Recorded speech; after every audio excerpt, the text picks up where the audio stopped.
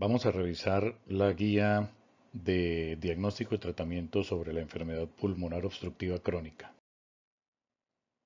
A manera de introducción, esta es una enfermedad que causa una gran carga desde el punto de vista económico y de morbimortalidad a nivel mundial.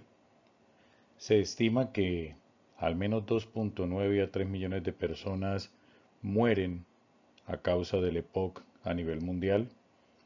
Colombia no está por fuera de esa estadística y así lo demuestran los estudios que se han llevado a cabo en el país y actualmente se está corriendo un nuevo estudio epidemiológico y clínico con respecto a la enfermedad, donde se documenta que definitivamente esta enfermedad tiene una gran carga en cuanto a la salud nacional y a la mortalidad a nivel nacional. Esta es una enfermedad que se conoce como evitable y además tratable. Y en la actualidad se dice que esta es una enfermedad que puede mejorar de acuerdo a las condiciones clínicas y al momento en el que se lleve a cabo el diagnóstico de la misma. Es importante tener en cuenta que se trata de un proceso inflamatorio que conduce a la limitación al flujo aéreo en las vías respiratorias y que tiene como principal factor de riesgo la exposición al humo del cigarrillo, bien sea por consumo directo o por exposición al mismo, sin desconocer que existen otros factores de riesgo como la exposición a combustibles de biomasa o partículas o aerosoles de acuerdo a las condiciones medioambientales en las que se desenvuelva el paciente. Asimismo, está claramente reconocido e identificado que aquellas personas que sufrieron de tuberculosis tienen un riesgo aumentado de padecer EPOC. Por otra parte, es muy importante tener en cuenta que la enfermedad pulmonar obstructiva crónica no solo produce cambios e inflamación en el tejido pulmonar, sino que además repercute sobre todos los órganos y sistemas del cuerpo, causando o deterioro o aparición de las enfermedades y comorbilidades que el paciente pueda tener. El diagnóstico se basa en la sospecha, la confirmación y la clasificación y estratificación del paciente mediante herramientas multidimensionales. En cuanto a la sospecha, pues es un paciente que tenga síntomas respiratorios, como los mencionados en el recuadro a su derecha, lo cual debe confirmarse a través de la espirometría y la evaluación clínica del paciente aplicando las escalas multidimensionales que nos permiten estratificar al paciente en una condición clínica y funcional para de esa manera iniciar un proceso terapéutico que nos ayude en el control de la enfermedad y en la mejoría de su condición clínica. El tratamiento de esta enfermedad se basa principalmente en la cesación tabáquica si es el caso de que el paciente todavía esté consumiendo cigarrillo o alguno de sus derivados o sustancias inhaladas, en la educación con respecto a lo que genera la enfermedad en el organismo y a la repercusión que va a tener a futuro si no logramos controlar el factor de riesgo y mantener una adecuada adherencia al tratamiento. La vacunación, en caso de que el paciente esté positivo ya para el EPOC,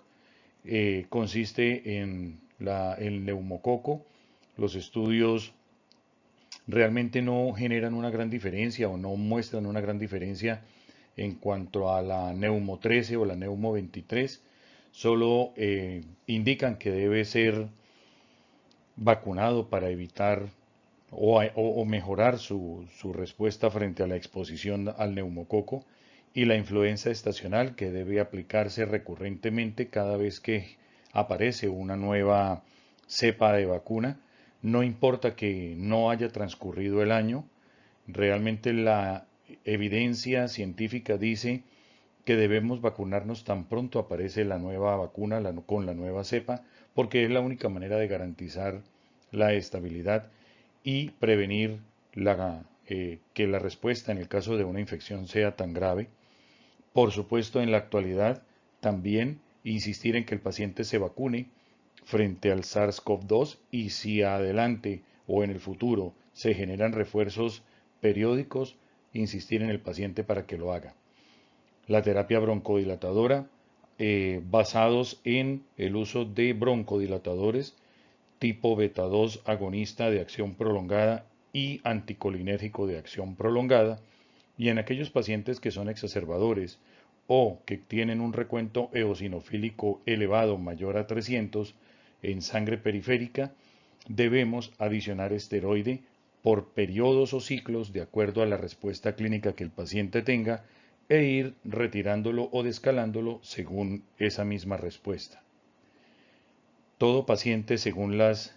pautas actuales, debe ir a rehabilitación, al menos aquellos que estén en el estadio 2 o 3 de obstrucción del flujo aéreo por espirometría y en grupo B o C de la clasificación clínica para mejorar su respuesta y tolerancia al ejercicio y que pueda mantener una estabilidad clínica, una adecuada calidad de vida y evitar el deterioro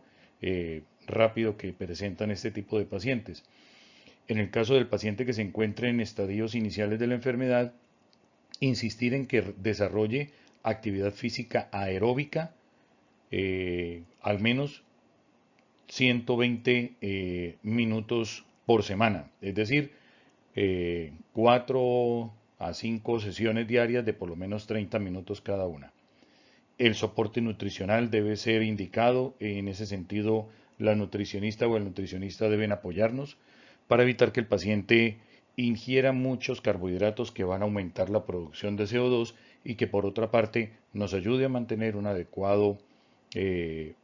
masa muscular que le permita al paciente tener un buen desempeño ventilatorio y físico general. La oxigenoterapia la debemos indicar realmente apoyados en bases paraclínicas más que en condición clínica pura, porque en la condición clínica la sensación de disnea es algo que el paciente percibe, más sin embargo, esa sensación de disnea o la decisión de la indicación del oxígeno debe estar apoyado en la gasometría o en la evaluación paraclínica del paciente. Y en el caso de que el paciente se encuentre en condición terminal y así lo requiera, el soporte ventilatorio no invasivo en casa. En cuanto a la evidencia del tratamiento, definitivamente los broncodilatadores inhalados son el esquema central y principal del tratamiento de este paciente, la cesación tabáquica, como ya lo dijimos. En el caso del esteroide, lo utilizamos cuando el paciente tenga exacerbaciones frecuentes o aquellos que mantienen una respuesta eosinofílica muy elevada. Las antinas en realidad no tienen una gran evidencia científica en la actualidad para el tratamiento del paciente con EPOC. En ese caso, debemos tener mucho cuidado en su uso porque son más los efectos adversos que produce, sobre todo cardiovasculares, en pacientes mayores de 65 años. La indicación de la prescripción del oxígeno suplementario para la casa debe estar basada en gasometría arterial para poder tener una objetividad en la indicación del mismo. En el manejo del EPOC, el paciente debe evaluarse periódicamente, al menos cada 3 meses, y de acuerdo a la revisión del esquema multidimensional, decidir si se requiere hacer algún ajuste en el tratamiento o se continúa de la misma forma. Y respecto a la bronquitis crónica, esta realmente es considerada de forma clásica como una condición clínica en la cual el paciente tiene una producción de esputo persistente, al menos 3 meses continuos en los últimos 2 años, aunque para efectos prácticos se puede considerar como la producción habitual de esputo en un paciente con factores de riesgo o diagnóstico previo de EPOC. Entonces, la bronquitis crónica es más un fenotipo del EPOC que una entidad particular. Sí se considera un factor de riesgo de agudizaciones frecuentes porque este es un paciente que se mantiene mucho más inflamado que los demás y por eso el tratamiento tiene ciertas diferencias. En el caso de la bronquitis crónica, sigue siendo la combinación LAMA-LABA el ideal, pero en este paciente es pertinente definir el uso de esteroide inhalado, la dosis del mismo y el tiempo de duración del tratamiento, así como si existe la presencia de un perfil inflamatorio tipo Th1, se puede considerar adicionalmente el uso de inhibidores de la fosfodiesterasa 4 como mecanismo controlador de la inflamación.